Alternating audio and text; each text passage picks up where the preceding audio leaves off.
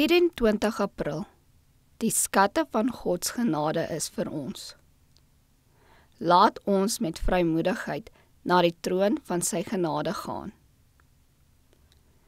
Laat ons dan met vrymoedigheid na die troon van die genade gaan, sodat ons barmhartigheid kan verkry en genade vind om op die regte tyd gehelp te word.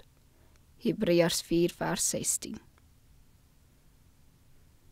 Jesus weet wat sy kinders nodig het, en hy luister graag na hulle gebede.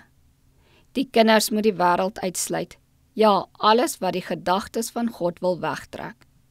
Hulle moet voel dat hulle alleen met God is, dat sy oog diep binne in die hart sien, en die verlangens van die siel lees. Dat hulle met God kan praat. U kan sy beloftes met nederige geloof opeis in die wete dat hoewel u geen eie deugde het wat u geregtig maak op die guns van God nie, u weens die verdienste en geregtigheid van Christus in tye van behoefte vrymoedig by die troon van die genade kan kom hulp soek. Niks anders kan die siel so sterk maak om die versoekings van die Satan in die groot stryd van die lewe te weerstaan, as om God in nederigheid te soek en u siel met al sy hulpeloosheid voor hom neer te lê en te verwag dat hy u helper en beskermer sal wees nie.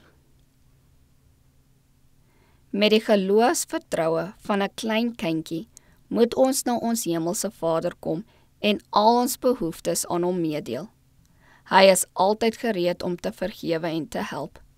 Daar is 'n onuitputlike voorraad van goddelike wysheid en die Here moedig ons aan om groot hoeveelhede daarvan te gebruik.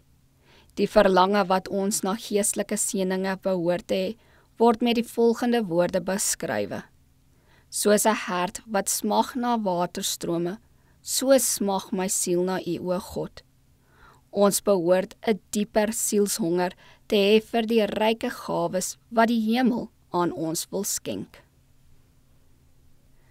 Ons moet honger en dors na die geregtigheid, oordat ons 'n verterende verlange mag hê om God uit eie ondervinding te ken, om die audiensiekamer van die Allerhoogste te betree en die hand van die geloof uit te reik en ons hulpelose siel op hom te werp wat magtig is om te red.